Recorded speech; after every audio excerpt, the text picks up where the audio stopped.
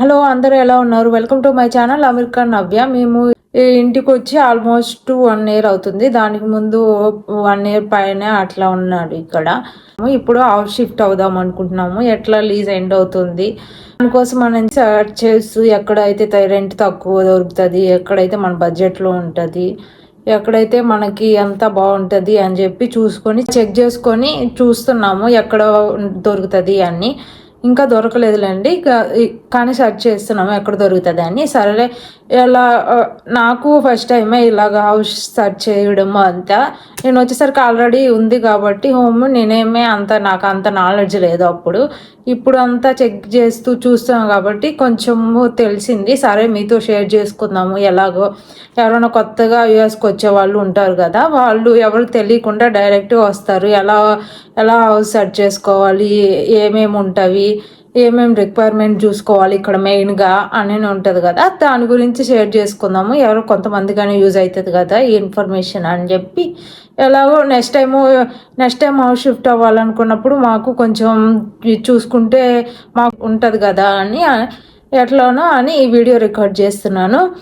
ముందు మనము house shift అవ్వాలనుకుంటే మన బడ్జెట్ ఎంత అని చెక్ చేసుకోవాలి. బడ్జెట్ను బట్టి మనకి ఇంత రిక్వైర్మెంట్లో 1500 నుంచి 2000 లోపల అని అనుకున్నాం అనుకో బడ్జెట్, దాని లోపల ఉండేలాగా చూసుకోవాలి. మళ్ళీ మెయిన్గా ఏంటంటే ఇక్కడ కమ్యూనిటీ బాగుండాలి. లేకపోతే ఇక్కడ కొన్నిసార్లు ఏమవుతుందంటే, ఇప్పుడు లాస్ట్ టైము వీళ్ళు వేరే స్టేట్లో ఉన్నారు, అక్కడ అంటే గన్స్ యూజ్ చేయడం కామన్ కదా ఇక్కడ. అలాంటప్పుడు కొంచెం డేంజర్గా ఉంటుంది కాబట్టి దానికి తగ్గట్టు చూసుకొని మనకి మంచి కమ్యూనిటీ ఎట్లా ఉండాలంటే పీస్ఫుల్గా ఉండేలాగా. ఒకవేళ ఇప్పుడు సపోజ్ నేను ఒక్కదాన్నే ఉంటున్నాను, ఇంట్లో ఎవ్వరు లేరు, నాకేం అంటే కొత్తగా వచ్చినప్పుడు ఏం తెలియదు, ఎక్కడికి వెళ్ళాలి, ఎవరిని కాంటాక్ట్ అవ్వాలి, కొత్త ప్లేస్లో అని తెలియదు కదా. వాళ్ళ ఆఫీస్కి వెళ్ళినప్పుడు అట్లాంటప్పుడు కొంచెం భయంగా ఉంటుంది కాబట్టి మంచి కమ్యూనిటీ అనుకో కొంచెం పీస్ఫుల్గా ఉండొచ్చు. ఇప్పుడు మేము ఉన్నది అయితే అట్లా ఏం లేదు, కొంచెం పక్క కమ్యూనిటీలో అట్లా ఉంటుంది అక్కడ. మళ్ళీ ఎవరు పడితే వాళ్ళు కొట్టడము అట్లా. డోర్ ఓపెన్ చేసి చూద్దామంటే అక్కడ మళ్ళీ ఎవరన్నా గన్ పట్టుకొని ఉంటారేమో అని చెప్పి అట్లా ఉంటుంది. ఇండియాలో అయితే అట్లా ఏం లేదు కదా, గన్ యూజ్ చేయరు కాబట్టి ఇండియాలో దాని గురించి ఏం భయం ఉండదు. కానీ ఇక్కడ అట్లాగా భయం వేస్తుంది కాబట్టి కొంచెం మంచి కమ్యూనిటీలో చూసుకునేలాగే చూసుకోవాలి. అది సెకండరీ, అది మెయిన్. సెకండరీ మన బడ్జెట్ ఏంటిది అనేది చూసుకోవాలి. బడ్జెట్ ఇదంతా ఓకే అనుకున్నాము. ఇప్పుడు మా గురించి చెప్తున్నాను. ఇప్పుడు మాకు పెట్ ఉంది కాబట్టి పెట్కి తగ్గట్టు రిక్వైర్మెంట్స్ ఉన్నాయి. ఈ హోమ్స్ ఇవ్వరు అని రిక్వైర్మెంట్స్ ఉంటుంది. అది చెక్ చేసుకోవాలి వాళ్ళు పెట్టి అలో చేస్తారా లేదా. కొన్ని మెయిన్ అపార్ట్మెంట్స్లో ఉండలేము, ఎందుకంటే ఇప్పుడు ఎమర్జెన్సీగా బయటకు వెళ్ళలేము. దానికి ఎమర్జెన్సీ సిచ్యువేషన్స్ ఉంటాయి కదా, అంటే బయటికి వెళ్ళి తిరగాలి అని డైలీ బయట తిప్పాలి. అలాంటప్పుడు అపార్ట్మెంట్లో తిప్పడము అలాగా కొన్నిట్లో అలౌ చేయరు కాబట్టి అవి చూసుకోవాలి. మళ్ళీ బ్యాక్ యార్డ్ ఉందనుకో కొంచెం మనం ఎప్పుడైనా బయటకు వెళ్ళినప్పుడు దాన్ని బ్యాక్ యార్డ్ అట్లాగా ఉంటే బాగుంటుంది కదా. బయటికి తీసుకెళ్ళలేనప్పుడు దాని అవసరాలు ఉంటాయి కదా, అవసరాల కోసం అని చెప్పి బ్యాక్ యార్డ్ ఉండాలని చూస్తున్నాము. మరి స్మాల్ డాగ్ అయితే సరేలే అపార్ట్మెంట్లో కొన్నిట్లో అలౌ చేస్తారు, ఇలా బిగ్ డాగ్స్ని ఏమి అపార్ట్మెంట్స్లో ఏమి అలౌ చేయరు కాబట్టి దానికి తగ్గట్టు చూసుకోవాలి. ఇలాగా డాగ్స్ అలో చేస్తారా లేదా అని. కొన్నిట్లో అలో చేస్తారు, కొన్నిట్లో అలో చేయరు డాగ్స్ని. మళ్ళీ ఇండివిజువల్ హోమ్స్ అయినా టౌన్ హోమ్స్ అయినా కొన్నిట్లో అలో చేస్తారు, కొన్నిట్లో అలో చేయరు. అది చెక్ చేసుకోవాలి, అదొకటి మెయిన్. డాగ్స్ లేని వాళ్ళకి ఇదేం రిక్వైర్మెంట్ ఏమి ఉండదు, ఇంకా మనకు నచ్చింది చూసుకోవాలి. మాకైతే ఇప్పుడు ఇండివిజువల్ హోమ్ కావాలి, బ్యాక్ యార్డ్ అదంతా ఉండాలి కాబట్టి అది చూసుకుంటున్నాము. రిమైనింగ్ ఎవరైనా బ్యాక్ యార్డ్ ఇవేం అవసరం లేదు కదా. ఇప్పుడు సపోజ్ మేమిద్దరం ఉన్నామంటే మాకు బ్యాక్ యార్డ్ ఇవేం అవసరం లేదు కాబట్టి చిన్న అపార్ట్మెంట్లో అయినా సింగిల్ బెడ్రూమ్ అపార్ట్మెంట్లో అయినా ఉండొచ్చు. కానీ ఇప్పుడు డాగ్ ఉంది కాబట్టి దానికి బ్యాక్ యార్డ్ ఉండాలి కాబట్టి బ్యాక్ యార్డ్ ఉండేలాగా చూసుకుంటున్నాము హౌస్. మేమైతే ఇప్పుడు ఇండివిజువల్ హోమ్ తీసుకుంటున్నాం కదా, మీకు టౌన్ హోమ్స్ కానీ అపార్ట్మెంట్లు అయినా ఓకే అని చూసుకోవాలి. మళ్ళీ మెయిన్ ఏంటంటే ఇప్పుడు ఆఫీసులకి దగ్గరగా ఉండేలాగా చూసుకోవాలి. మళ్ళీ ఒకవేళ ఏమన్నా ఎమర్జెన్సీ అయితే బ్యాక్ రావడానికి కానీ ఆఫీస్కి వెళ్ళేటప్పుడు కానీ ఈజీగా ఉంటుంది కదా ట్రాఫిక్లో, అలాగా చూసుకోవాలి బ్యాక్. ఒకవేళ ఎవరైనా పిల్లలు ఉంటే వాళ్ళకి స్కూల్కి దగ్గరగా ఉండేలాగా స్కూల్కి దగ్గరగా ఉంటే అంటే రేటింగ్ బాగుందా లేదా అప్పుడు కొంచెం చూసుకుంటారు. మనము కొన్ని చోట్ల దగ్గరగా ఉండవు స్కూళ్ళు, బస్సులో పంపించాల్సి వస్తుంది. అలాంటి కాకుండా దగ్గరగా ఉండేలాగా రేటింగ్ బాగుందా లేదా స్కూల్కి మనం పంపించగలమా లేదా అంటే కనీసం 1 ఇయర్ అన్నా ఉండాలి ఇంట్లో మ్యాక్సిమము. లేకపోతే 1 మంత్ 6 మంత్స్ అట్లా మంత్లీ కట్టచ్చు, 6 మంత్స్ అట్లా ఉండొచ్చు. కానీ అప్పుడు ఏమవుతుంది అంటే రెంట్ ఎక్కువ పే చేయాల్సి వస్తుంది. ఇలా 1 మంత్ కాంట్రాక్ట్ కానీ మనం సైన్ చేసామంటే ఆ రెంట్ నార్మల్గా ఉంటుంది. అది 6 మంత్స్ కొంచెం ఎక్కువ ఉంటుంది. మనం ఇప్పుడు రోజులు ఉంటామో తెలియదు, 1 మంత్ ఉండాల్సి వస్తుంది అనుకున్నప్పుడు అప్పుడు కొంచెం ఇంకా ఎక్కువ ఉంటుంది రెంట్. అలా కాకుండా మనం అనుకోవాలి ఇన్ని రోజులు అన్నీ ఉండగలము అనుకొని ఒక మ్యాక్సిమం 1 ఇయర్ కాంట్రాక్ట్కి సైన్ చేస్తారు ఎవరైనా రెంట్కి. అట్లాగా చూసుకొని అదొకటి ఉంటుంది మెయిన్. కాంట్రాక్ట్ సైన్ చేసేటప్పుడు మనము ఒకవేళ మనం ఇప్పుడు ఏమన్నా యాప్స్ ఉంటాయి, జిలో అని, టర్నిలా అని, లేకపోతే వెబ్సైట్లు ఉంటాయి, అమెరికన్ హోమ్స్ ఫర్ రెంట్ అని, ప్రోగ్రెసివ్ వాళ్ళు అని, ఇలాగా చాలా వెబ్సైట్లు ఉంటాయి తెలిసినవి. ఇండివిజువల్ హోమ్స్ కూడా ఉంటాయి, కానీ వెబ్సైట్లు అంటే ఫేస్బుక్లోనో ఇలాగా మా ఇల్లు రెంట్కు ఉంది అని చెప్పి అలాగ పెడతారు. అలాగా ఇండివిజువల్ హోమ్స్ చూసుకోవచ్చు. ఇంకా లేకపోతే అవేమీ మెయిన్గా ఎక్కువ ఉండవు కాబట్టి ఇలాగ వెబ్సైట్లోనో లేకపోతే యాప్స్లోనో చూసుకొని మన రిక్వైర్మెంట్ని బట్టి చెక్ చేసుకోవాలి. ఫిల్టర్స్ ఉంటాయి, మనం ఫిల్టర్స్ చూసుకోవాలి. మాకు ఇండివిజువల్ హోమ్స్ డాగ్ ఎలో కావాలి, మళ్ళీ రెంట్ ఇంత నుంచి ఇంతలోపే 1500 నుంచి 2000 లోపు, మళ్ళీ స్కూల్ ఏం మాకు అవసరం లేదు కాబట్టి ఫిల్టర్ చేసుకోము. అది మళ్ళీ బ్యాక్ యార్డ్ ఉండాలి మెయిన్గా. 1 బెడ్రూమా, 2 బెడ్రూమా, 3 బెడ్రూమా. 1 బెడ్రూమ్ మ్యాక్సిమం ఉండవని అనుకుంటున్నాం. మేము చూసిన అన్నింటిలో 1 బెడ్రూమ్ అయితే లేదు ఇండివిజువల్ హోమ్లో. మ్యాక్సిమం 2 బెడ్ 1 బాత్ ఉంటుంది. 2 బెడ్ ఎక్కడో రేర్గా ఉంది, అది చాలా దూరంలో ఉంది వీళ్ళ ఆఫీస్కి. అందుకని చెప్పి దగ్గరలో 3 బెడ్రూమే దొరుకుతుంది. చూడాలి అది బెడ్రూమ్ అవుతుందా 2 బెడ్రూమ్ అవుతుందా ఇంకా తెలీదు. ఇంకా చూస్తున్నాము దగ్గరలో ఉండేలాగైతే కొంచెం బాగుంటుంది కదా అని ఆఫీస్కి. అలాగా మళ్ళీ డిపాజిట్ అమౌంట్ కూడా చూసుకోవాలి. కొంతమంది మంత్లీ అంటే 1 మంత్ డిపాజిట్ చేయించుకుంటారు, కొంతమంది 2 మంత్స్ డిపాజిట్, కొంతమంది ఏమో 1.5 మంత్ డిపాజిట్ అట్లా ఉంటుంది. అది చూసుకోవాలి ఆ అమౌంట్ ఉందా లేదా అని చెప్పి. ముందు డిపాజిట్ అనేది పే చేయాలి కదా, ఆ అమౌంట్ ఉందా లేదా అని చెప్పి అది చూసుకోవాలి. మళ్ళీ ఇప్పుడు ఎట్లా ఉంటుందంటే ఇప్పుడు డాగ్ ఉంది, డాగ్కి డిపాజిట్ చేయాలి సపరేట్గా. దానికి సపరేట్ డిపాజిట్ ఉంటుంది, సపరేట్ రెంట్ ఉంటుంది. మనకి సపరేట్ డిపాజిట్, సపరేట్ రెంట్. ఇప్పుడు ఒక్కరే ఉంటున్నామని తీసుకుంటే వాళ్ళకి ఉంటుంది. ఇంకో పర్సన్ యాడ్ చేసే కొంది అమౌంట్ యాడ్ అవుతూ ఉంటుంది. అంటే రెంట్ ఏం పెరగదు, రెంట్ అంతే ఉంటుంది. కానీ పర్సన్ యాడ్ చేసే కొంది అమౌంట్ పే చేయాలి. పర్సన్ యాడ్ చేస్తున్నామని చెప్పి ఇంతని $50 $100 అట్లా పే చేయాలి. పర్సన్ యాడ్ చేస్తున్నాం కాబట్టి. ఇంట్లో ఉంటున్నాడు, రెంటల్ అగ్రిమెంట్ మీద వాళ్ళ నేమ్ వస్తుంది కాబట్టి ఇంత అని పే చేయాలి. రెంట్ సేమ్ ఉంటుంది. చూస్తున్నాము అది రిక్వైర్మెంట్లు అవన్నీ బట్టి మనం చూసుకోవాలి హోమ్ అనేది. మళ్ళీ తర్వాత మనకి ఇల్లు నచ్చింది, మనము అంటే పర్సనల్గా వెళ్ళి చెక్ చేసుకోవాలనుకుంటున్నాం అని చెప్పి అక్కడ అవైలబుల్ డేట్ ఇస్తారు, ఎప్పటి నుంచి అవైలబుల్గా ఉంటుందని.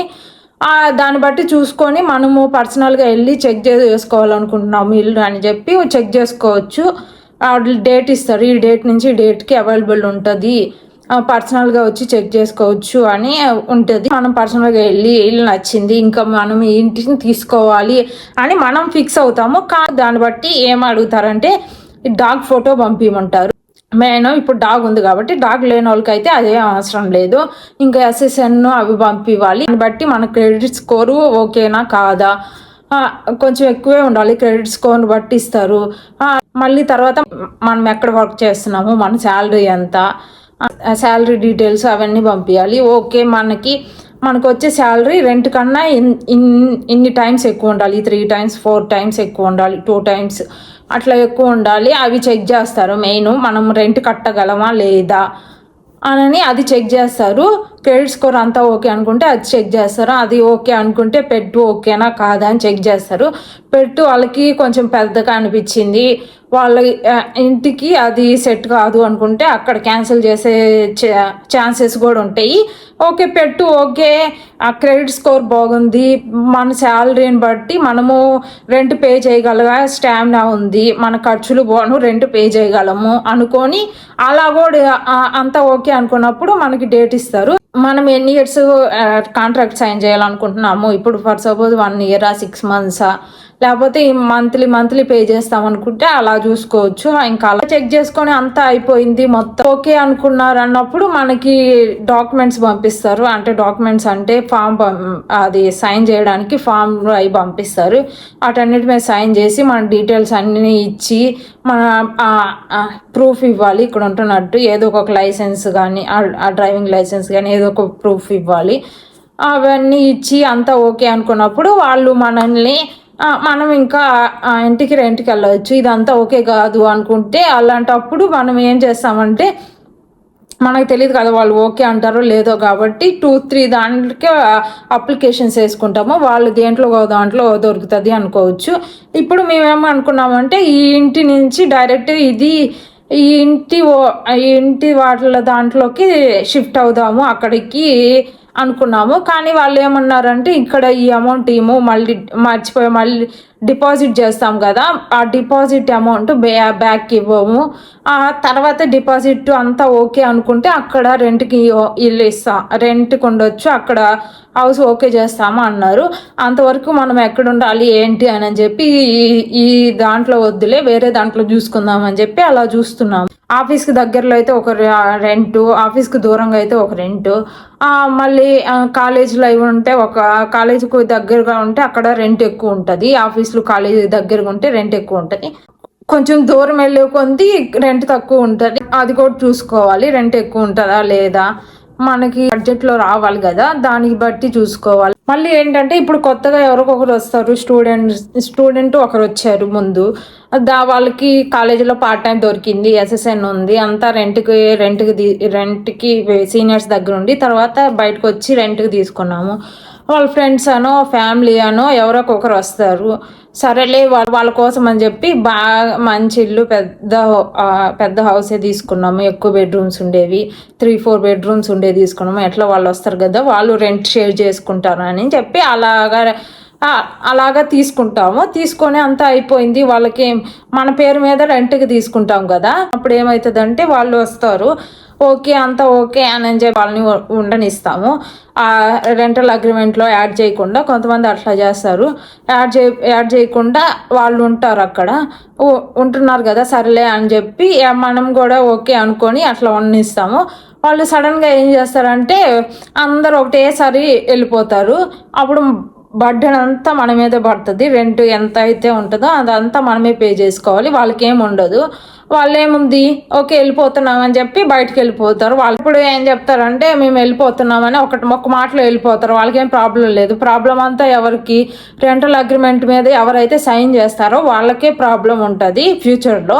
ఇప్పుడు కాకపోయినా ఫ్యూచర్లో మనకు ఆ ప్రాబ్లం ఉంటుంది. మనం రెంట్ సరిగా టైంకి కట్టకపోయినా మళ్ళీ రెండు టైంకి కట్టకపోతే మనకి ఏంటి, ఇప్పుడు ఫర్ సపోజ్ ఈ మంత్ 4th లోపు కట్టాలి, 5th లాస్ట్ డేట్, అప్పుడు కట్టకపోయామనుకో day by day extra amount pay చేయాల్సి వస్తుంది.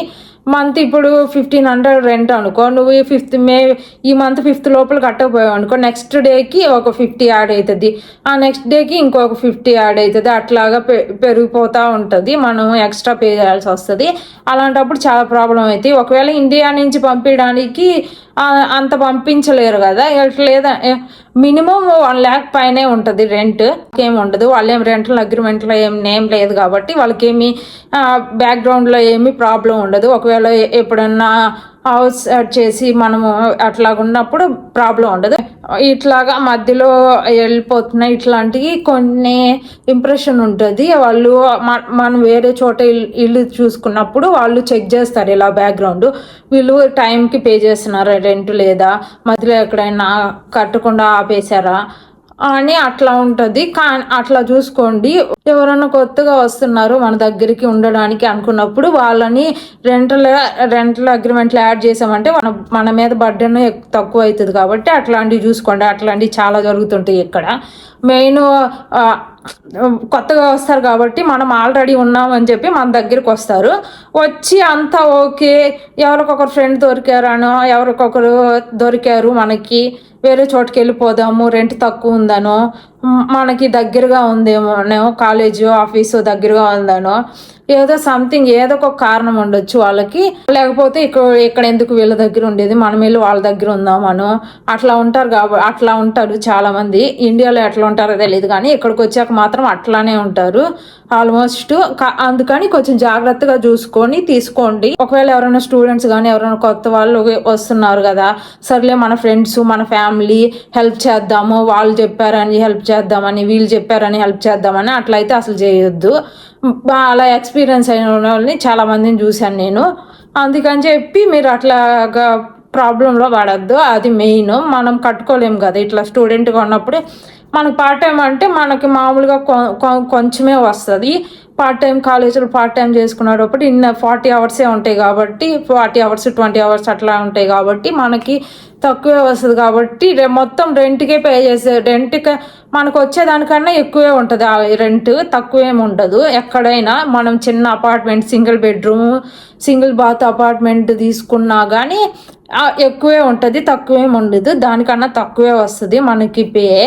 కాబట్టి అలాంటివి చూసుకొని తీసుకోండి. మీరు ఎవరైనా కొత్తగా స్టూడెంట్స్ వీళ్ళు ఉంటారు కదా, వాళ్ళైతే ఇంకా ఫ్యామిలీ అంటే ఫ్యామిలీ ఉంటారు కాబట్టి ఇంకా ఫ్యామిలీని బట్టి వాళ్ళు తీసుకుంటారు. ఈ వీడియో కనుక మీకు నచ్చి మీకు యూస్ఫుల్ అవుతుంది అనుకుంటే కింద కామెంట్ చేయండి యూస్ఫుల్ అయిందా లేదా అని.